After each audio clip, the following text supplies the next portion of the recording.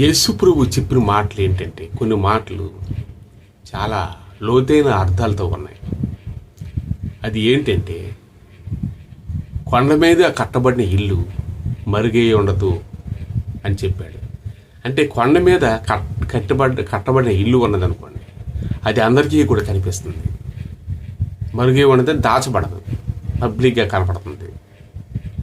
అయితే చీకటి సంబంధాలు దాగుని ఉంటారు, తలుపులు వేసుకొని, లేదు కొండల అడవుల లక్షరెట్లు లాంటి వాళ్ళు, లేదు దేశద్రోహులు లాంటి వాళ్ళు, దొంగలు ఇలాంటి వాళ్ళు అడవి ప్రాంతాల్లో కనబడకుండా దాక్కుని ఉంటారు. కాకుండా ఊర్లోను, లేదంటే అదే 10 మంది ఎదరగా కనబడిన వాళ్ళు నీతిమంతులు అనమాట. వాళ్ళు ఎక్కడికి వెళ్ళరు, ఎదురు ఇస్తారు. నిజాయితీగా ఉన్నవాళ్ళు మన ముందే ఉంటారు, నిజాయితీగా ఉన్నవాళ్ళు దొంగడే కదా పారిపోవడానికి. అయితే మీరు ఈ లోకమునకు వెలుగు ఉన్నారు, మీరు వెలుగు సంబంధుడు, చీకట్లో దాగున్న వాళ్ళు కాదు, కొండ మీద కట్టబడిన ఇల్లు మరుగై ఉండదు అని చెప్పాడు. ఈ లోకము మీరు వెలుగై ఉన్నారు. ఈ లోకం ఇంకా ఒక మాట చెప్పాడు, ఈ లోకమునకు మీరు ఉప్పు అయి ఉన్నారు అన్నాడు. ఈ ఉప్పు అంటే చాలా జాగ్రత్తగా, ఉప్పు నిసారమైతే అది బయట పడేయడమే తప్ప అది దేనికి పనికిరాదని యేసుప్రభు చెప్పిన మాట. ఉప్పు ఉంది, ఉప్పు ఈ మనం పెద్ద పెద్ద ఫంక్షన్లలోన అక్కడక్కడ మనం చూస్తుంటాం. ఎన్ని రకాలైన కూరలు వండినా, ఎన్ని రకాలైన నాన్ వెజ్లు వండినప్పుడు కూడా వాటిల్లో ఉప్పు అనేది సరిపోతేనే అది తినగలుగుతారు. ఉప్పు లేని పప్పు సప్పగా ఉండును అని ఉన్నది కొన్ని దగ్గరలో. అయితే ఉప్పు లేకపోతే అది సప్పగా ఉంటుంది. అయితే ఈ లోకమునకు మీరు ఉప్పు అయి ఉన్నారు. ఇప్పుడు ఉప్పు తక్కువ, అన్ని ఐటమ్స్ కానీ ఉప్పే తక్కువ రేటు. కానీ అన్ని కూరల్లో అన్నింటిలో ఉప్పు సరిపడగా వేసినప్పుడే పప్పు కానీ ఏదైనా రుచిగా ఉంటుంది. ఆ ఉప్పే లేకపోతే చెప్పడానికి తక్కువ రేటు అన్నింటికన్నా అనేది. సముద్రంలో నీరు కూడా ఉప్పే, కొద్ది నీరు తీసేసినా ఉప్పుగా ఉంటుంది. కానీ అది వేస్తేనే రుచి ఉంటుంది, దాని విలువ తక్కువ రేటుకి వస్తుంది మళ్ళీ. అయితే ఈ ఉప్పై మీరున్నారు అంటాడు.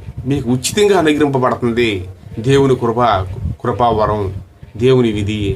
దేవుడిని గురిని మనం తెలుసుకోవడానికి సంత వీధుల్లోనూ రాజవీధుల్లోనూ మీకు దేవుడి గురిని ప్రకటింపబడుతుంది. వినండి, ఉచితంగా చెప్పబడుతుంది. ఉచితంగా మీరు స్వస్థత పొందండి, నాకేమి అవసరం లేదు అని చెప్తాడు. అయితే మీరు ఉపకారాలు అయ్యి ఉండండి అంటాడు. ఉప్పు నిసారమైతే, ఉప్పు ఉప్పుగా లేకపోతే అదేం చేస్తారు? ఉప్పుగా ఉండబెట్టేదాన్ని మనం బాక్స్లో పెట్టి దాస్తాం, ఒక్క చిన్నది కూడా బయట పడకుండా. అది ఉప్పుగా లేదనుకోండి, దానికి అంత తెలివిస్తామా? బయట పడేస్తాం కదా. కాబట్టి ఉప్పుని ప్రతి జాగ్రత్తగా బాక్సుల్లోనే జాగ్రత్తగా ఉంచుతాం. ఎందుకంటే అది ఉపయోగమైనది. భోజనం చేసేటప్పుడు కూడా ఒక బాక్స్తో ఉప్పు పెడతారు, చిన్నదే నేర్చే మంచి రుచి వస్తుంది. అలాగే క్రైస్తవుడు అనేవాడు ఎదురువానికి ఉపకారంగా ఉండాలే కానీ అపకారంగా ఉండకూడదు. నిన్నువలే నీ పొరుగు వారిని ప్రేమించమని, అంటే మంచి మాటలే చెప్పాలి.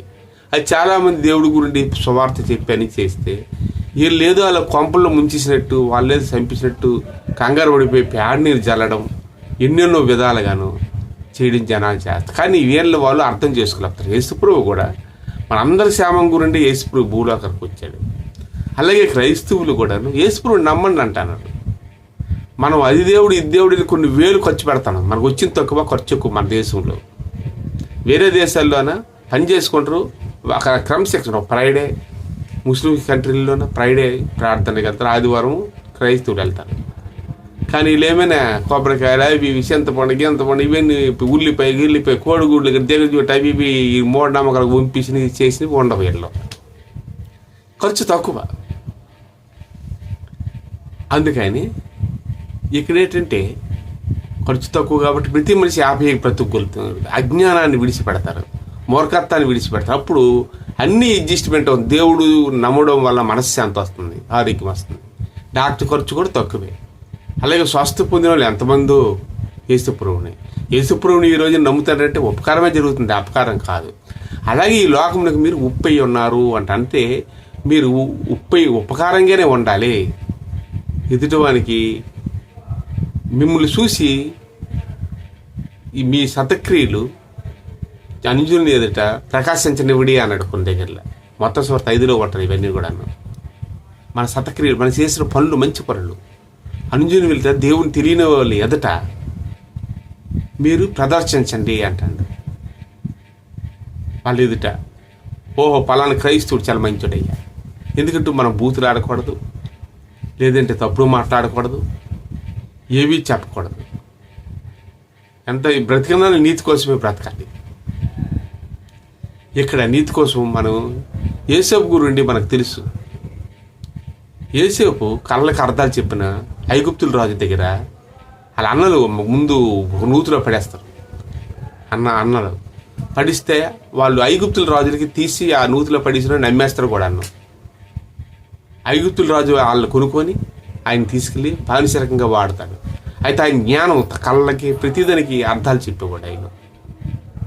ఎందుకు ఈ మాట చెప్తాడంటే సందర్భం వచ్చింది, నీతి కావాలి. అందుకోసం అక్కడ ఈ ఏని కళ్ళ చెప్తే ఆ కళ్ళు జరిగిపోయి కాబట్టి ఈయన్ని రాజుగా చేశారు అక్కడ ఐగుప్తుల్లో. ఎవరు ఈయన? అబ్రహాం కొడుకు ఇస్సాకు, ఇస్సాకు కొడుకు యాకోబు, యాకోబు కొడుకే యేసేపు. ఇతను యేసేపు ఐగుప్తుల్లో రాజునే. అన్యుని ఎదుటనే ఈయన ఒక నాయకుడు. గుర్తుపెట్టుకోండి, పెద్ద అధికారాన్ని ఇచ్చాడు. ఎందుకు? నీతిగా ఉన్నాడు కాబట్టి రాజు అనేవాడు ఈయన తీసుకెళ్ళి ఒక బానిసరకంగా ఉన్నవాడిని రాజు చేశాడు రాజు. అయితే ఈ ఒక యేసేపు కళ్ళకి అర్థాలు చెప్పేవాడు. ఇదిగో మనకు కొన్ని దినములు వస్తున్నాయి, ఒక బలమైన ఆవుల్ని తినేస్తుంది అని ఒక కళ చెప్తాడు. ఆ రాజుకు వస్తుంది కళ. ఇదేంటని ఎంతమందిని అడుగుతారు. ఎక్కడికి వెళ్ళి అడిగిన ఎవరు కూడా చెప్పలేరు. అప్పుడు యేసేపుని అడుగుతారు, ఈ కళకి అర్థమయ్యా, నీ దేవుడు నమ్ముతావు కదా, నువ్వు చెప్పని. ఈ కళలు ఏంటంటే 7 సంవత్సరంలో మన కరువు రాబోతుంది. బలమైనవే మనము బలహీనంగా మనం దిగజారుతాం. బలహీనమే ప్రజలు, బలమైనది వాళ్ళు లాక్కుంటారు. 7 సంవత్సరాలు మనకు పంటలు ఏ ఉండవని చెప్పేస్తాడు ఆయన. అది ఇప్పుడు ఏం చేయాలి? 7 సంవత్సరాలు సరిపడగా 7 కోట్లు 7 పదులు మొత్తం దాచుకోవాలి. దాని ఆస్తిని, అది నీరుని అన్నీ పొదుపు చేసుకోవాలి. ఎందుకంటే 7 సంవత్సరాలు వర్షాలు ఏవి ఉండవు, కరువుకు వస్తుందని చెప్పాడు. అప్పుడు ఏ దేశంలోనూ ధాన్యం దొరకనప్పుడు ఆ ఐగుప్తుల దేశంలోనే ఆ రాజు దగ్గరే ఉండేవి. ఎందుకంటే దేవుడు ఆశీర్వాదం యేసేపు అనేవాడు అంత నీతిగా ఉన్నాడు. అంత నీతిగా ఉన్న నీతిమంతుడికి అనేకమైన సోదరులు అనే బైబిల్లో ఉన్నాయి. ఒకరోజు రాజు లేనప్పుడు ఆ భార్య, రాజు తాలూకా భార్య ఇతన్ని చూసి, ఇతను చాలా తెలివైన వాడు, వీడికి ఎలాగైనా సరే మనం మన గ్రిప్లు పెట్టుకోవాలి అని ఆయన ఒక క్రమశిక్షణ అన్నీ చూసి ఆయన దగ్గరికి వచ్చి కొద్ది క్లోజ్గా ఉంటుంది ఆయన కావాలని ఆలోచనతో. అప్పుడు వెంటనే వీళ్ళు షర్ట్ పట్టుకొని దగ్గర తెచ్చుకుంటుంది. వెంటనే ఆ షర్ట్ని అక్కడ విడిచిపెట్టి అక్కడ నుంచి దాటి వెళ్ళిపోయాడు ఆయన. వదిలేసాడు షర్ట్. కానీ ఆ రాంగు పని అని దానికి తప్పు పని చేయలేదు. ఎందుకంటే లోకమునికి వెలుగు ఉన్నాడు ఆయన అక్కడ ఉండబట్టి ఐగుప్తుల జనాలు విడిపించుకొచ్చి ఎంతోమంది రక్షణ పడ్డారు. ఆయన నీతిగా ఆ సొక్కాన్ని విడిచిపెట్టాడు కానీ ఆయన బయటకు వచ్చేసాడు. ఏ తప్పు చేయలేదు. కానీ తప్పు చేయకపోయిన శిక్ష వస్తుంది ఒకసారి. అప్పుడు ఐగుప్తుల రాజుకి ఈ భార్య చెప్పింది, ఇలాగ ఆయన నన్ను రమ్మని చెప్పాడు, నా సారీస్ పట్టుకున్నాడు, నన్ను ఇలాగా అలాగా అని ఆవిడ ఈ రాంగ్ మాటలన్నీ చెప్పింది. దీని మీద చెప్పిస్తే వెంటనే జైలు సరసాలు నేస్తారు. కానీ తర్వాత దేవుడి దేవాలు ఆయన బయటకు వచ్చాడు. అయితే ఏంటంటే నీతిగా ఉండాలి అని చెప్పినవన్నీ జరిగాయి. ఆ కరువులన్నీ తీర్పడం అన్నీ. అప్పుడు ఈయన రాజు మంచివాడని వదిలేశారు అనుకోండి. అయితే ఇలాగైతే లోకమునికి ఏంటంటే ఉప్పు అయి ఉండాలి. ఉప్పు నిస్సారం అయితేనే అది బయటపడేయడమే. క్రైస్తవుడు కూడా సరిగ్గా లేనప్పుడు అది వేస్ట్. పరలోకంలోకి వెళ్ళడానికి దేవుని దగ్గర లేదు, నరకానికి. కాబట్టి మనం ఈ లోకమునకు ఉప్పు అయి ఉన్నాం. ఈ వాక్యాన్ని చాలామందికి షేర్ చేయండి, అలా లైక్ చేయండి, సబ్స్క్రైబ్ చేయండి. Thank you.